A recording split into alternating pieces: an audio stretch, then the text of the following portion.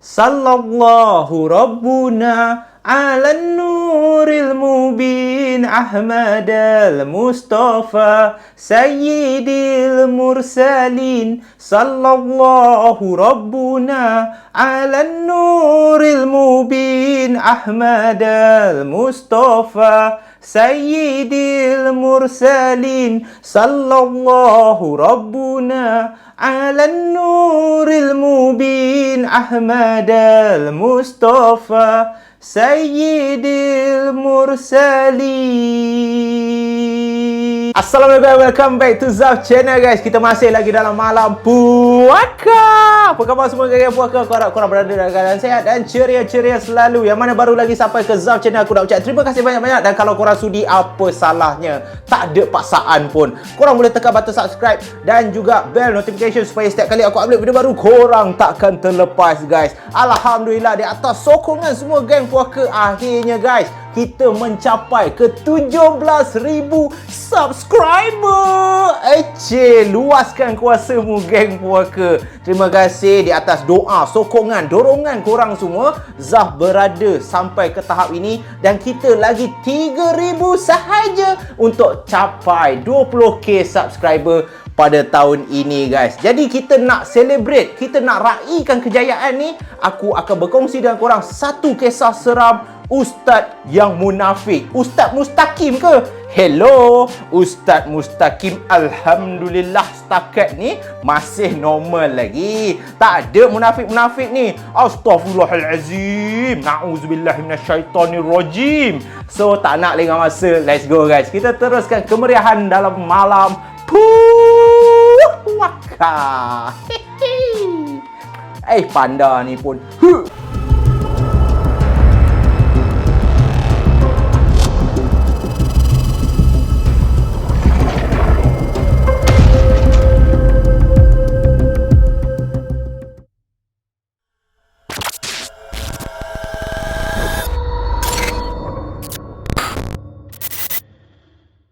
Malam ni kisah yang aku ingin sampaikan kepada semua geng puaka berlaku kepada keluarga Hassan guys. Hassan ni dia anak paling bongsu daripada 3 orang adik-beradik.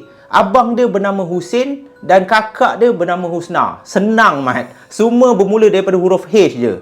So Husin ni, apa yang berlaku pada keluarga dia, aku boleh katakan boleh dijadikan pengajaran dan juga iktibar bagi semua geng puaka yang mendengar. Sebab apa aku cakap macam tu? Kenapa Zaf yakin sangat? Takkanlah semua orang akan hadapi apa yang keluarga Hassan ni hadapi. Yes, memang betul guys. Semua orang akan hadap apa yang diorang ni hadap. Sebab setiap manusia tu, daripada nikmat sihat, akan ada nikmat sakit juga. Sakit pun sebenarnya nikmat guys. Janganlah bila korang sakit je korang mengeluh. Kenapa ya Allah? Kenapa kehidupan aku ni sentiasa sakit ya Allah? Sebab itu adalah satu rahmat. Allah nak hapuskan dosa korang tu. Kita ni banyak betul dosa. Boleh dikatakan setiap hari ada je dosa. Tak kisahlah besar ke, kecil ke. Tetapi memang itulah lumrah seorang manusia.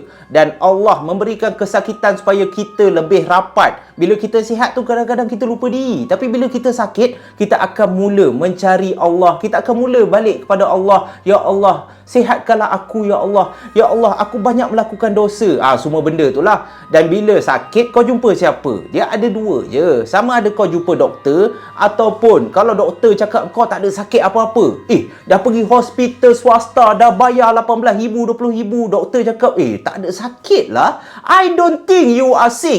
Doktor pun speaking lah. Standard lah kan. Dan akhir sekali bila doktor cakap engkau ni tak ada sakit, pihak hospital dah check engkau ni pun tak tahulah engkau ni manusia ke? Engkau ni apa? Doktor dah cakap macam tu, kau pun cubalah rawatan alternatif. Jumpa ustaz ke, jumpa bomoh ke. So disebabkan banyak jenis rawatan-rawatan. Kau boleh jumpa ustaz, kau boleh jumpa doktor. Tetapi kita kena berhati-hati juga. Sebab pengalaman yang dihadapi oleh keluarga Hassan ni, pada tahun 2011 dikatakan ibu Hassan secara tiba-tiba, tak tahu kenapa, satu hari bila mak dia ni bangun, mak dia mengadu, "Ya Allah, wahai anakku, sakitnya tangan mak belah kiri ni." Awalnya sakit biasa-biasa guys. Mak dia rasa lengoh-lengoh tau. Tetapi adalah satu hari ni dah makin melarat, orang cakap. Dah macam lumpuh. Mak dia nak genggam tangan pun tak boleh, nak angkat benda berat pun tak boleh. Dan kesakitan tu daripada perangan tangan tangan dah mula melarat ke seluruh tangan sampai ke kawasan bahu ni. Dah pergi berjumpa doktor. Dan macam aku cakap tadilah, yang memelikkan Hassan, Hussein dan juga Husna ni, anak kepada ibu diorang ni, bila hantar ibu diorang pergi hospital, pihak doktor dah buat CT scan, MRI scan, segala jenis scan, infrared punya scan semua dah buat. Tak tahu lagi punca. Doktor cakap, kita orang tak tahu puan. Kita orang dah check dah. Mana tahu puan ni ada masalah sendi ke, masalah tulang. Tetapi puan nampak sihat. Jadi bila dah puan nampak sihat, cuba pula rawatan alternatif, berjumpa ustaz, pergi pula Darul Shifah, salah satu rawatan ataupun pusat perubatan Islam yang agak terkenal kat Malaysia ni. Sama juga, nak cakap ada gangguan jin, tak ada. Ustaz-ustaz yang bertauliah dah check dah. Puan, saya rasa puan ni baik pergi hospital. Tetapi Hassan ni cakap, saya dah bawa ibu saya pergi hospital. Pihak hospital cakap, okey, cubalah ustaz, tolonglah ustaz, kasihlah air apa-apa, bacaan ayat Al-Quran ke, supaya ibu saya ni sihat. Saya rasa gangguan jin. Tapi sebaliknya, ustaz cakap ini bukan gangguan jin. Bolehlah kalau awak tak percaya cakap kita orang, awak bolehlah bawalah jumpa beberapa ustaz. Kemungkinan kita orang ni tak mampu ataupun kita orang ni tak ada kemahiran untuk merawat ibu si Hassan ni. So bila macam tu, jumpalah 2-3 orang ustaz, tak boleh juga. Dan nak dijadikan cerita, adalah satu hari ni, tiba-tiba keluarga Hassan ni didatangi oleh salah seorang ustaz. Dan itu telah membuatkan Hassan tanya abang dia, si Hussein ni, bang, abang ada panggil ustaz ke? Dan Hussein ni jam, mana ada? Lalu diorang pun tanyalah mak diorang, mak ada panggil ustaz ke? Dan mak diorang cakap, ya, mak dia ada panggil ustaz. Dan bila Hassan ni tanya, daripada mana mak ustaz ni? Lalu mak dia cakap, ini merupakan kenalan dia sejak di bangku sekolah. Kawan lama lah, senang cerita. Tetapi apa yang membuatkan Hassan dan juga adik-beradik dia ragu-ragu tentang pilihan mak dia ni? Sebab pelik, mak dia tak pernah pun panggil perawat Islam ke, nak jumpa doktor ke, tanpa pengetahuan dia orang, tanpa berbincang terlebih dahulu. Tapi kali ni tiba-tiba je ada seorang kenalan lama yang dikatakan Ustaz Shah. Ustaz Shah ni datang ke rumah dan Ustaz Shah ni katakan yang dia dihubungi oleh mak dia untuk tolong tengokkan apa punca masalah ni. So bila macam tu, Hassan, Hussein dan juga Husna ni terpaksa mengikut je lah apa kehendak mak dia. Kemungkinan mak dia dah tak tahan dah menanggung sakit yang teramat sangat.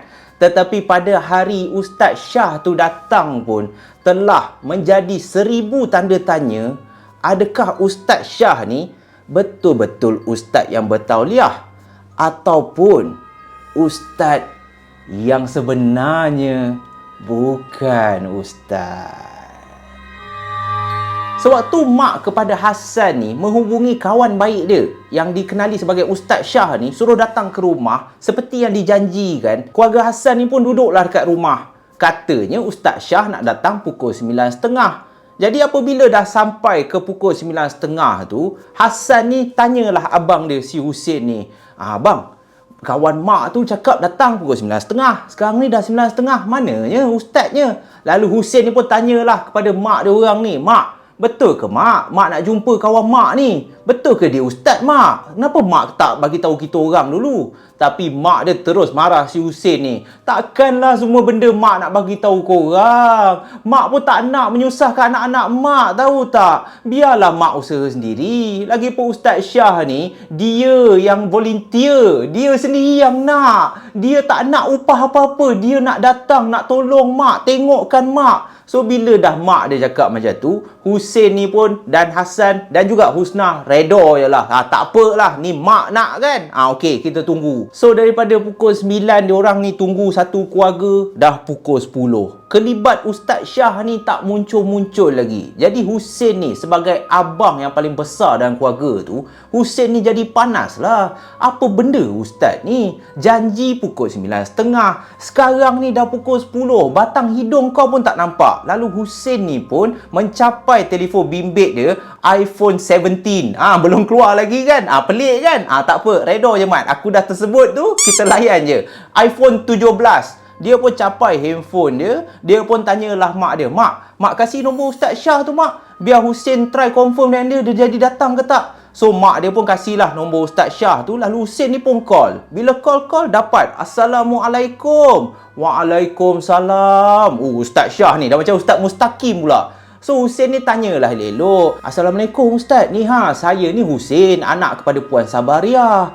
Mak saya cakap Ustaz nak datang pukul 9.30. Maaflah, saya just nak tahu Ustaz jadi datang ke tak. Dan Ustaz Syah ni selamba je cakap, saya jadi datang. Ni tadi saya on the way. Tiba-tiba pembantu saya ajak saya makan durian. Saya tengah makan durian kejap. Tapi awak tunggu je kat rumah tu. Saya akan datang. Saya habiskan durian ni, lepas tu saya datang kat rumah. So Husin ni pun panas-panas dia pun. Tapi yelah, takkan dia nak marah Ustaz Syah ni. Dia pun tak pernah jumpa. Dan dia pun tak naklah marah orang tua kan. Nanti nampak kurang ajar kan. Jadi Husin ni pun cakap lah kat Ustaz Syah, tak apalah Ustaz makanlah dulu durian tu kan. Kalau boleh jangan lambat sangat. So bila dah habis perbualan tu, tunggulah lagi. Tunggu. Ingatkan makan durian okey lah. Paling lambat pun pukul 10.30 mesti sampai lah. Dah pukul 11. 11.30 tak sampai-sampai lagi. Jadi Husin ni call lagi sekali. Kali ni dia punya sopan santun, dia punya adab dah tak ada lah. Sebab dia panas hati. Mak dia tu sampai bersengkang mata tunggu. Ini dah nak sampai pukul 12 malam, dah 11 lebih tak sampai-sampai. Lalu Husin pun call lah Ustaz tu dan tanya, Assalamualaikum Ustaz. Kali ni dia bertegas sikit. Ustaz, lama ke lagi makan durian tu? Dah lah tu. Ustaz ni datang nak makan durian ke nak rawat mak saya? Lalu Ustaz Syah pun cakap, saya dah on the way dah. Maaflah lambat sikit. Saya ni dah lama dah tak datang rumah mak awak tu. Sesatlah sikit. Tunggulah lagi 5 minit saya sampai. Dan itulah orang cakap janji Melayu. Lagi 5 minit sampai. Husin ni pun tunggulah. Daripada pukul 11.45 tu, tunggu, end up 12.30. Korang bayang, daripada pukul 9.30, 12.30 barulah muncul Ustaz Syah ni dekat depan pintu rumah dia orang bersama seorang pembantu dia yang dikenali sebagai Encik Azlan. Jadi Ustaz Syah ni pun masuklah dengan pembantu dia. Cik Azlan ni masuk kat rumah, kasih salam, minta maaf apa semua, biasalah kelewatan. Tiba-tiba pula ni kawan saya ni, Encik Azlan ni, nampak pula warung durian tadi kat tepi jalan. Ingatkan tak nak berhenti, tapi yalah saya ni kesian juga. Encik Azlan ni dah mengidam lama dah. So saya pun makanlah kejap. Okey, tak apalah, saya dah sampai ni, saya nak minta maaf lah terlebih dahulu. Husin, Hassan dan juga Husna ni dah panas hati dah. Mana ada orang merawat ataupun mana ada ustaz nak mula sesi rawatan pukul 12.30 malam baru sampai. So bila ustaz ni datang, diorang pun tak nak buat kecoh. Husin, Hassan dan juga Husna ni duduk je kat tepi sementara nak tengok apa yang Ustaz Syah ni cuba buat dekat mak diorang ni. So awal-awal sekali Ustaz Syah ni tanya mak dia orang ni, dah berapa lama dah Puan Sabariah sakit tangannya? So mak dia cakap, dah berbulan Ustaz, dah masuk 6-7 bulan dah. Saya dah pergi hospital tak boleh, saya dah cuba jumpa ustaz lain tak boleh. Lalu Ustaz Syah pun cakap, tak apa, insya-Allah saya cuba dulu baca beberapa ayat Al-Quran, beberapa ayat ruqyah. Saya nak tengok sama ada Puan Sabariah ni betul terkena gangguan ke ataupun tidak. So awalnya normal kan. Jadi Ustaz Syah ni pun mulalah baca beberapa ayat Al-Quran, Al-Fatihah, lepas tu dia baca petikan surah Al-Baqarah sikit, lepas tu dia baca ayat kursi, dia baca ayat 3 kul. Tetapi apabila dia baca ayat-ayat Quran ni, yang menjadi peliknya bagi diri Husin, Hassan dan juga Husna ni, setiap kali ustaz ni baca surah, sampai ke hujung surah aja, diorang dah tak boleh dengar dah. Awal-awal je kuat. Contohnya, Bismillahirrahmanirrahim. Alhamdulillahi Rabbil Alamin. Yang hujungnya macam tu je. Habuk je ataupun air liur je keluar. Tapi Husin, Hassan dan Husna ni dengarlah.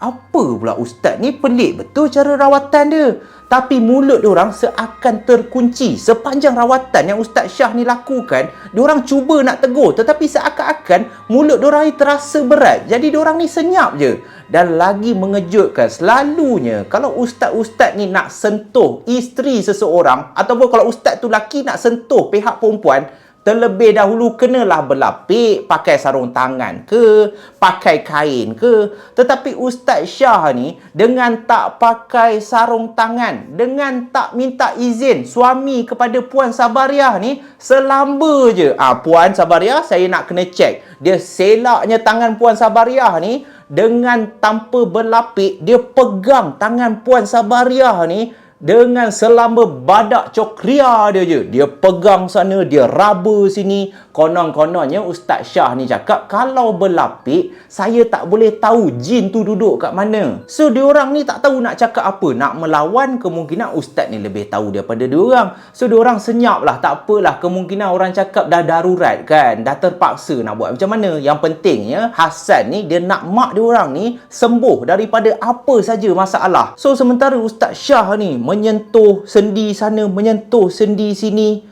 Hussein, abang kepada Hassan ni perasan, setiap kali dia pegang pergelangan tangan Encik Sabariah ni, dia pegang siku, dia pegang bahu, kelihatan mulut Ustaz Syah ni seakan-akan ada membacakan sesuatu bukan daripada ayat Quran, tetapi macam mantra. Dan setiap kali Ustaz Syah ni sentuh, dia baca je, dia macam lock tau. Dia macam lock sesuatu, tetapi tak nampak daripada mata kasar lah. Lepas tu dia lock lagi. Lepas tu dia baca lagi. Dia lock. So bila macam tu, kelihatan mak diorang ni, muka Puan Sabariah ni seolah-olah macam tahan sakit. Air mata dah terkeluar. Lalu Hussein ni pun tanyalah, Ustaz, boleh saya tahu tak apa yang Ustaz tengah buat sekarang ni?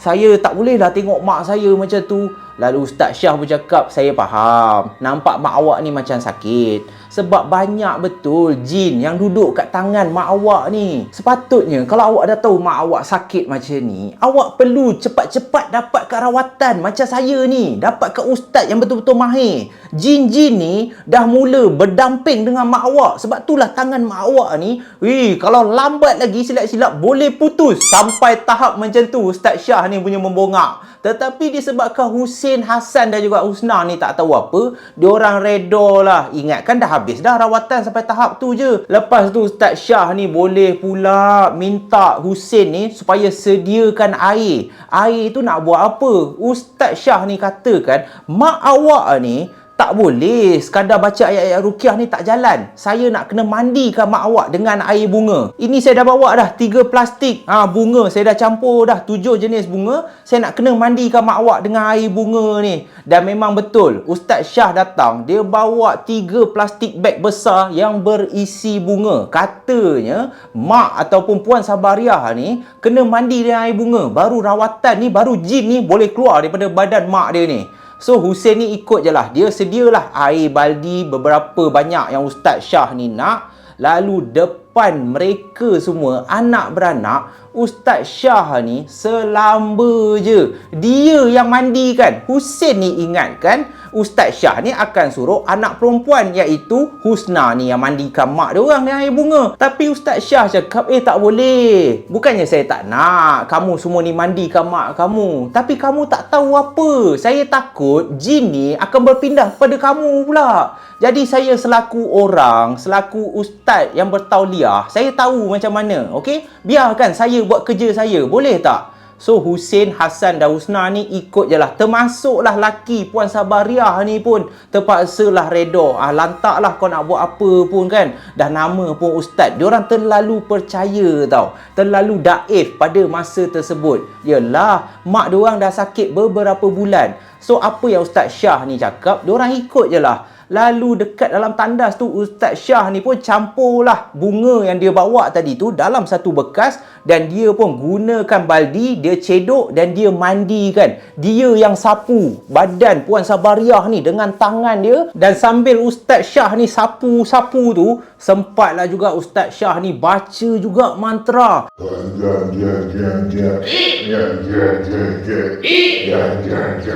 Habis je mandi semua, ingatkan dah habis dah rawatan. Hussein ni pun tanya juga Ustaz Syah ni, Ustaz Syah, macam mana keadaan mak saya? Jin tu semua dah keluar ke? Lalu Ustaz Syah pun cakap lah dekat Hussein dan juga Hassan dan juga Husna, termasuk laki Puan Sabariah ni, Alhamdulillah, di atas pertolongan Allah Subhanahu Wa Taala dan juga kebolehan yang saya ada, dah berjaya dah. Saya dah berjaya dah keluarkan segala jin yang duduk dalam tangan mak awak ni. Tapi tak habis lagi. Lalu Husin pun tanyalah Ustaz Syah ni, ada lagi ke Ustaz? Sekarang ni dah nak masuk pukul 2 dah. Lama lagi ke? Lalu Ustaz Syah pun cakap, sabar. Benda ni tak boleh gelojoh. Sekarang ni saya ada lagi satu soalan. Dalam rumah ni, ada sesiapa tak yang pakai cincin batu? Lalu Hasan pun mencelah lah. Hasan ni tanyalah, cincin batu? Kenapa Ustaz nak cincin batu pula? Apa kena-mengena? Lalu Ustaz Syah pun cakap lah, tak ada, cincin batu ni saya nak cuba masukkan beberapa ayat-ayat ruqyah supaya mak awak ni bila dia pakai cincin tu, jin ni dah tak boleh masuk dah dalam badan dia. Sebab sekarang ni walaupun jin ni dah keluar, tapi nanti jin ni akan datang balik. Sebab mak awak ni selalu tak solat apa semua, betul tak? Selamba je dia tuduh Puan Sabariah macam tu. Kepala dongga dia lah. Tapi Puan Sabariah pun admit juga. Puan Sabariah cakap kat Ustaz Syah ni, ya Allah Ustaz, Ustaz memang hebat lah. Betul Ustaz, saya ni pun kena betulkan diri saya balik. Ada masanya solat 5 waktu tu, kadang-kadang subuh saya tak solat, kadang-kadang maghrib saya tak solat. Saya susah betul nak solat 5 waktu sehari semalam. Jadi bila dengar penjelasan Puan Sabariah macam tu, Ustaz Syah ni lagi bersemangat lah. Kan betul saya cakap. Tapi tak apa Puan Sabariah, saya tak salahkan Puan Sabariah. Kemungkinan jin yang duduk kat tangan Puan Sabariah tu yang menghalang Puan Sabariah ni daripada terus beribadah. Jadi saya nak minta sekarang ni, kalau ada cincin batu, tolong bawa kasih kepada saya. Lalu Puan Sabariah pun tanyalah laki dia, abang ada kan simpan cincin batu dulu yang saya hadiah kan? Dan suami Puan Sabariah ni pun ambil lah cincin batu yang berwarna biru, bawa dekat Ustaz Syah ni. Dan Ustaz Syah ni bila dia pegang cincin tu, dia pun mulalah baca. Awal-awalnya baca ayat Quran. Jadi legalah sikit bila Husin, Hasan dan Husna ni dengar, betul lah ni. Oh, Ustaz ni betul-betul legit kan. Memang bukan cok kria, bukan penipu punya. Tapi sama juga, lepas dah baca beberapa ayat Al-Quran, dia selit juga beberapa ayat mantra.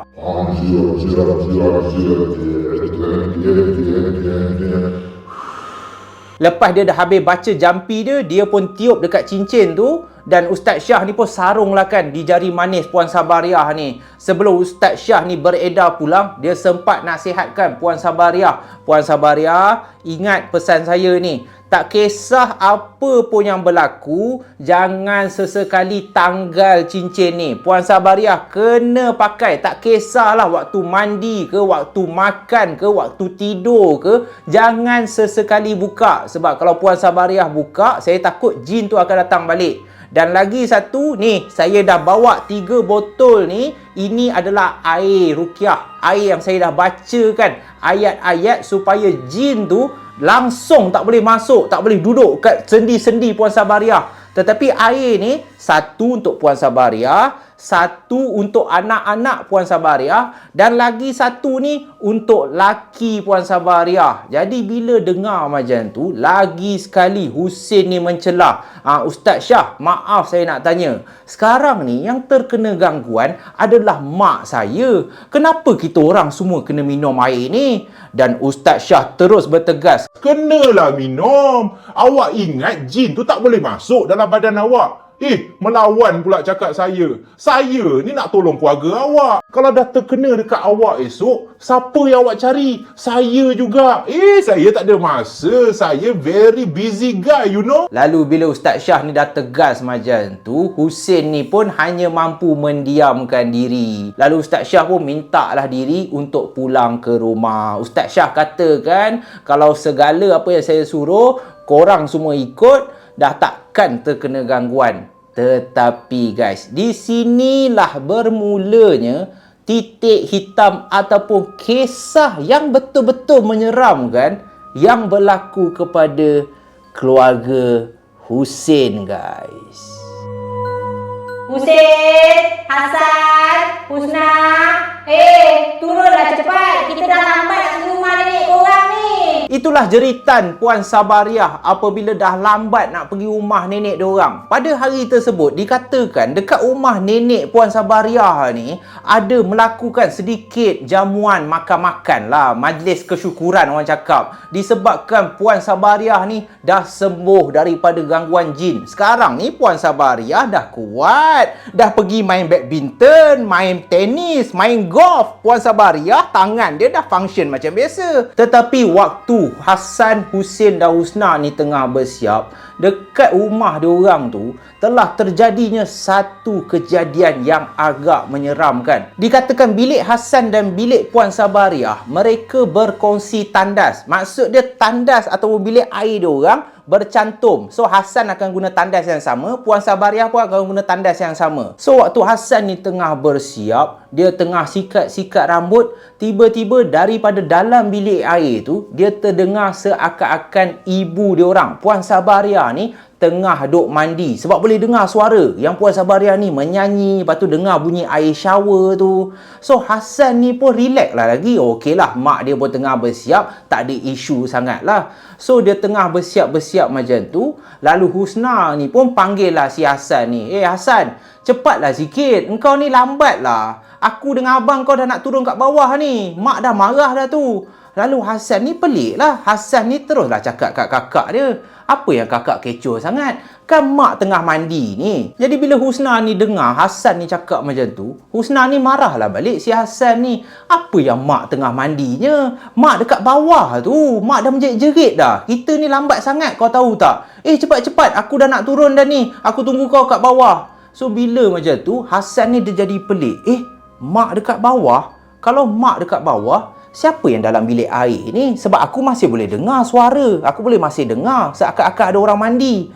So disebabkan takut, disebabkan perasaan ingin tahu, Hassan ni pun selamba. Dia beranikan diri dia, dia pun buka lah tandas tu. Sebaik saja dia buka pintu tandas tu, dia pun terkejut. Sebab dalam tandas tu, air shower tak terpasang dan tak ada siapa pun dekat dalam tandas. So Hassan ni dia jadi pelik. Baru je tadi, memang aku tak salah dengar. Aku boleh dengar suara mak aku boleh dengar bunyi titisan air shower tu jatuh. Macam mana boleh tak ada orang? So sebab malas nak fikir, Hassan ni pun cepat-cepatlah meluru berlari ke bawah, jumpa kakak dia yang dah pun masuk ke dalam kereta. Dan abang dia orang, Hussein ni, masih belum siap lagi. Dia tengah nak pakai baju apa semua. So dia seorang je yang dekat tingkat atas. Dan apa yang Hussein pula terkena, dikatakan waktu Hussein ni tengah bersiap, dia dengar suara mak dia orang panggil daripada bilik Puan Sabariah ni. Hussein, sini sekejap, tolong mak kejap. So Hussein ni daripada bilik dia, bila dengar mak dia ni panggil minta tolong, Hussein ni pun cepat-cepatlah pakai baju apa semua, dia pun meluru masuk ke bilik Puan Sabariah. Dan waktu dia masuk ke dalam bilik Puan Sabariah, dia nampak ada seorang perempuan yang bentuk badan sebiji macam mak dia tengah duduk dekat atas katil. So bila macam tu, Hussein ni pun tanyalah mak dia, mak, nak Hussein tolong apa mak? Lalu Puan Sabariah pun bersuara, Hussein, boleh tak capaikan butang mak? Butang baju mak terjatuh lah dekat bawah katil. So bila dengar suara mak dia minta tolong untuk ambilkan butang baju kat bawah katil, Hussein ni pun merangkak lah. Dia pun terus merangkak mencari butang baju dekat bawah katil tu. Tapi dia cari-cari, dia suluh-suluh juga guna handphone dia. Tak ada pun. So Hussein ni cakap lah kat mak dia, mak, betul ke mak jatuh kat bawah katil ni? Hussein tak nampak pun mak. Dan bila Hussein ni bangun je nak bagi tahu mak dia, tiba-tiba perempuan ataupun mak dia yang tengah duduk kat atas katil tu hilang dalam sekelip mata. Dia tengok sekeliling, mak, mak pergi mana mak? Mak, Hussein tak jumpa lah mak butang baju. Dan waktu dia cakap macam tu, dia terdengar ada satu suara yang seakan-akan gelakkan Hussein ni.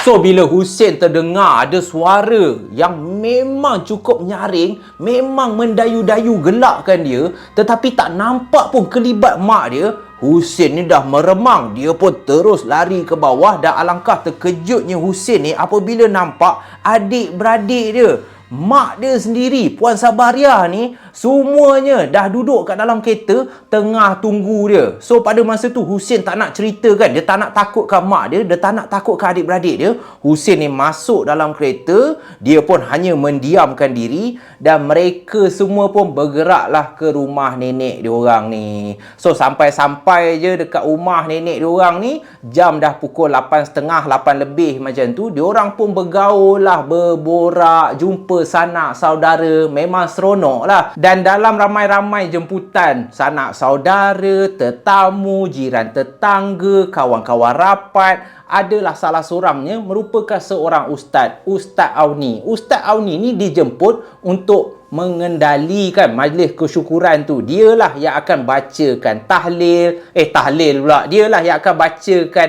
apa tu, orang cakap majlis kesyukuran lah, bacakan ayat Quran kan, berdoa minta kepada Allah, terima kasih ya Allah kerana beri kesembuhan, beri jalan kepada Puan Sabariah ni sampailah Puan Sabariah ni sihat. So, selepas dah habis upacara majlis kesyukuran tu, adalah makan-makan sikit. So, waktu tengah makan-makan tu, Husin ni berborak lah dengan Ustaz Auni ni. Berborak, Ustaz Auni pun tanya, majlis ni untuk apa? Lepas tu Husin bagi tahulah, oh sebenarnya mak saya tu dulu terkena gangguan jin. So, bila Husin cakap macam tu, Ustaz Auni ni jadi tertarik, dia nak tahu. So, Husin ni pun ceritalah dekat Ustaz Auni ni sepanjang tempoh rawatan. Mak dia ni ada panggil Ustaz, nama dia Ustaz Shah. Ustaz Shah ni rawatan dia macam mana? Ustaz Auni tanya kan. So, bila Husin ni terangkan, waktu Ustaz Shah ni datang, dia rawat lah, dia pegang tangan mak saya, dia mandi guna air bunga apa semua. So, bila dah diterangkan macam tu, sepanjang Husin ni cerita, makin lama Ustaz Auni ni rasa pelik. Lalu Ustaz Auni pun tanyalah dekat Husin, kejap. Awak betul ke yang awak panggil tu adalah Ustaz? Sebab setahu saya, dalam perubatan Islam, tak ada tau, seseorang yang bukan muhrim boleh sentuh sesuka hati. Mana boleh? Kita sebagai orang lelaki, mana boleh sentuh orang yang bukan mahram kita? Dan apa lagi yang dia buat? Lalu Husin pun ceritalah kan. Oh, dia ada cakap supaya minum air ni. Lepas tu dia ada baca mantra tau Ustaz. Katanya untuk biar jin tu dah tak rasuk ataupun dah tak masuk duduk dalam badan mak saya. So, Ustaz Auni pun tanyalah lagi detail. Lagi banyak Husin ni cerita, lagi pelik Ustaz Auni ni rasa.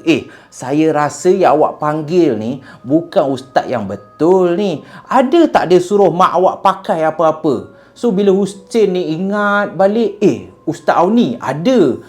Dia suruh mak saya pakai cincin. Kalau Ustaz Auni perasan, tu mak saya yang pakai baju pink tu. Dan kalau Ustaz tengok, nampak tak cincin biru? Itu adalah cincin bapa saya yang telah dijampi, yang telah dibaca ayat ruqyah oleh Ustaz Shah. Jadi Ustaz Auni ni minta tolonglah kepada Husin ni, kalau awak tak kisah, saya boleh tengok kan keadaan mak awak, betul ke mak awak tu dah sihat? Apa kata awak cubalah sebagai anak, awak minta mak awak suruh tanggalkan cincin tu dan awak bawa cincin tu dekat saya.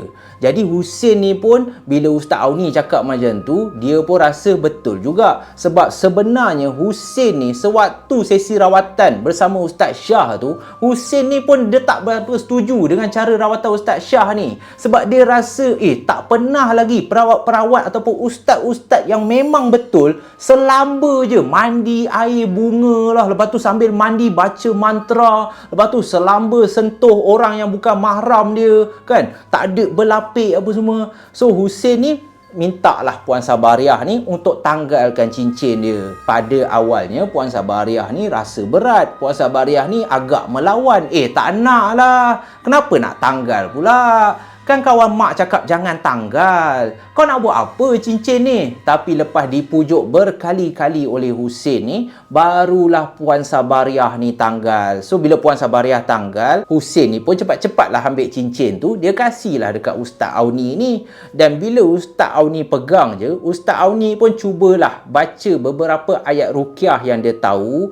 Dan bila dia baca je, tengah ramai-ramai tetamu, tengah meriah, suasana tenang sahaja, tiba-tiba Puan Sabariah ni terus jadi tak keruan tau.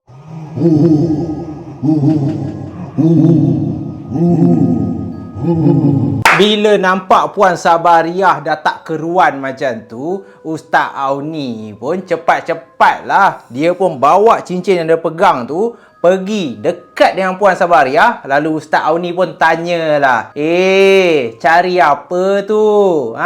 Engkau cari apa? Engkau nak benda ni ke? Dan pada masa itulah disaksikan oleh semua tetamu yang datang, termasuk anak-anak Puan Sabariah, Husin, Husna dan juga Hassan ni, diorang nampak perwatakan mak diorang berubah dalam sekelip mata dengan suara yang garau, dengan mata yang terbeliak dengan besar. Mak diorang ni terus menerkam Ustaz Auni. Lalu mak diorang ni katakan kepada Ustaz Auni, "Mana cincin aku? Kenapa kau ambil cincin aku? Pulangkan balik cincin aku. Itu aku punya.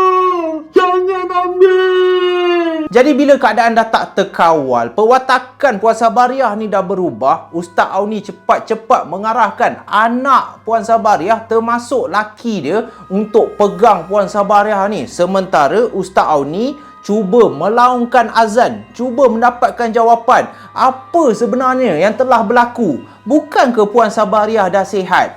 Dan dengan cincin itulah Ustaz Auni pun teruskan dengan sesi dialog dia. Ustaz Auni pun tanyalah benda yang merasuki Puan Sabariah. Apa yang kau buat sebenarnya kepada wanita ni? Apa benda ni? Engkau duduk dalam cincin ni ya? Siapa tuan kau? Kenapa kau buat macam ni? Lalu Puan Sabariah bertambah marah. Dia terus katakan kepada Ustaz Auni dengan jelingan yang tajam, "Itu aku punya. Itu aku punya. Tak ada. Aku nak hak aku. Kenapa kau ambil? Kasih balik. Itu aku punya lah, sial. Itu aku punya. Aku takkan bagi tahu kau siapa tuan aku. Kasih balik. Aku sepak muka kau sekejap lagi." Terus diugut dengan begitu kejam oleh jin ni. Tapi Ustaz Auni tenang. Ustaz Auni dah biasa dah.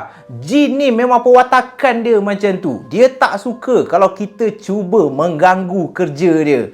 Jadi Ustaz Auni pun pegang ibu jari kaki Puan Sabariah dengan berlapik. Bukan macam Ustaz Syah tu selamba pegang je. Dia pegang ibu jari kaki dan Ustaz Auni pun baca beberapa ayat Al-Quran dan terjerit-jeritlah Puan Sabariah menahan sakit. Sakit. Sakitlah bodoh. Sakitlah bodoh. Kenapa kau ni? Apa masalah kau? Janganlah buat aku macam ni. Jangan buat aku macam ni. Sakitlah bodoh. Bodohnya kau ni. Aku kasihlah apa kau nak. Aku kasih apa kau nak. Apa yang kau nak sebenarnya? Alah. Dan apabila jin tu dah makin lemah, dia dah tak sanggup dah menahan sakit dengan bacaan-bacaan ayat suci Al-Quran yang dilaungkan oleh Ustaz Auni. Ustaz Auni pun tanya lagi sekali, apa yang kau buat? Kenapa yang kau mengganggu wanita ni? Apa yang tuan kau nak? Dan jin tu pun memberilah jawapan yang mengejutkan seluruh keluarga Puan Sabariah. Jin tu katakan, "Aku sebenarnya tak nak apa ganggu wanita ni. Dia perempuan yang baik. Tapi tuan aku yang suruh aku duduk dekat dia. Sebab dia ni terlalu baik. Tuan aku nak uji ilmu dia. Aku terpaksa ikut. Kalau tak tuan aku marah. Aku ikut je. Baik, aku janji aku keluar. Aku keluar." Merayu-rayu jin tu punya sakit apabila Ustaz Auni ni baca ayat Quran. Jin tu menjerit-jerit. Dia siap berjanji, aku tak nak ganggu dah Puan Sabariah ni. Aku keluar daripada badan dia. Tetapi Ustaz Auni tak makan tipu daya jin. Sebab Ustaz Auni tahu jin ni tak kisahlah berapa kali dia berjanji pun, janji dia orang ni memang tak boleh pakai. Semuanya stop menipu je. So Ustaz Auni pun katakan, sekarang ni aku tak nak kau berjanji apa-apa. Sekarang ni aku nak kau keluar daripada badan wanita ni dan jangan sesekali kau ganggu Puan Sabariah. Jangan sesekali kau ganggu seluruh ahli keluarga dia. Kau boleh buat macam tu. Kalau kau tak nak, aku baca ayat Quran, biar kau lagi terseksa. Dan jin ni pun merayu lagi sekali. Janganlah Ustaz. Aku keluar. Kan aku dah cakap tuan aku. Dia nak uji ilmu dia. Aku takkan ganggu dah. Aku keluar.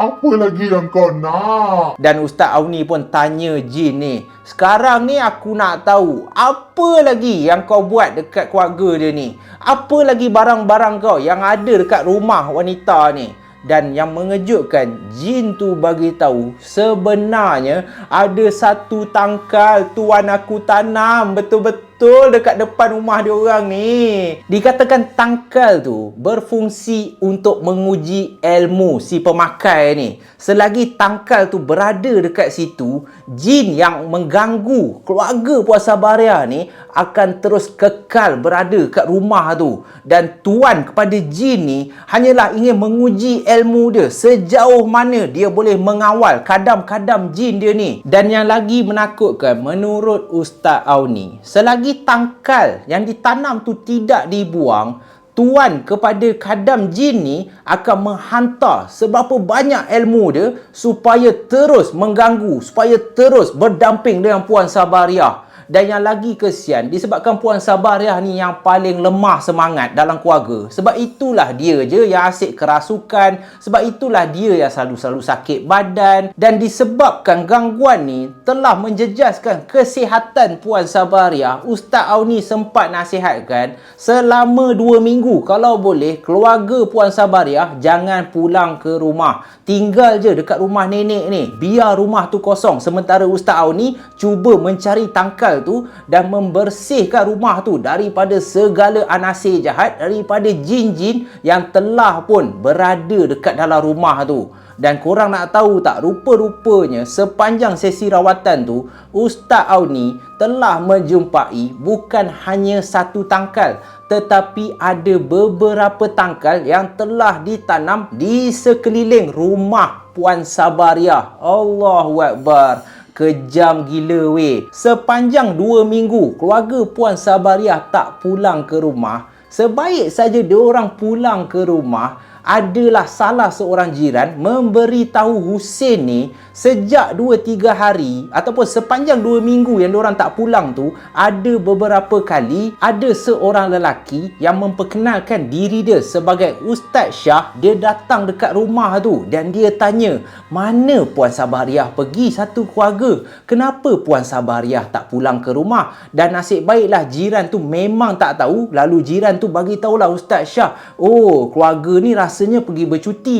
Saya pun tak tahu dia pergi ke mana. Kemungkinan Ustaz Syah ni dia jadi tak puas hati. Bila rumah tu tak ada orang tinggal, macam mana dia nak uji ilmu dia? Jin-jin yang dia hantar ni pun tak lepas nak masuk ke dalam rumah tu. Sebab itulah dia datang sepanjang 2 minggu Puan Sabaria dan keluarga dia tak pulang ke rumah. Dan sejak daripada hari tu, kelibat Ustaz Syah ni langsung dah tak nampak. Husin ni ada juga cuba call, tetapi talian tu telah pun diputuskan. Dan itu telah menjadi pengajaran yang paling besar dalam keluarga Puan Sabaria ni. Selepas daripada kejadian tu, segala apa yang terjadi dalam kehidupan dia orang, sakit ke, tiba-tiba ada gangguan ke, mereka akan cuba sedaya upaya untuk mendapatkan rawatan di pusat rawatan Islam yang betul-betul menggunakan cara perubatan Islam yang sebenar. Sebab ada sesetengah perawat yang gelar diri diorang ni ustaz,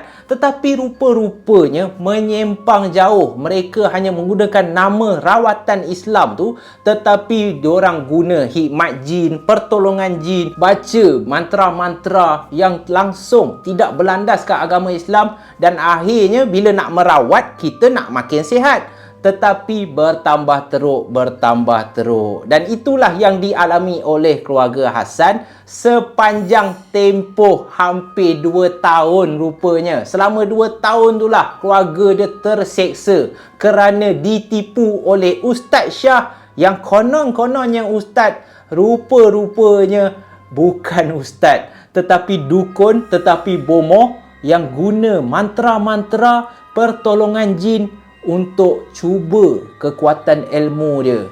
Allahu Akbar. Dan naik sekali Zaf ingin memesan kepada semua geng puaka, kemungkinan ada di antara korang yang terasa korang terkena gangguan, sedang mengalami gangguan, rasa sakit-sakit badan, setiap hari rasa nak demam, rasa tak sihat. Pertama sekali, jangan fikir dulu yang korang terkena gangguan. Itu korang letak belakang sekali. Yang paling penting, korang pergilah ke hospital mana-mana, klinik ke apa, buat medical check up. Make sure diri korang ni betul-betul sihat. Lepas doktor dah sahkan yang korang ni sihat, tak dapat cari punca kenapa badan korang ni asyik sakit, asyik rasa nak demam, barulah dapatkan khidmat nasihat daripada pusat-pusat rawatan Islam. Dan make sure cara rawatan tu berlandaskan agama Islam, mengikut hukum Islam yang sebenar. Bukannya yang macam Ustaz Syah tadi tu, selamba pegang bukan mahram, selit baca mantra, tanam pula tangkal, minta pertolongan jin. Akhirnya Puan Sabariah dengan keluarga dia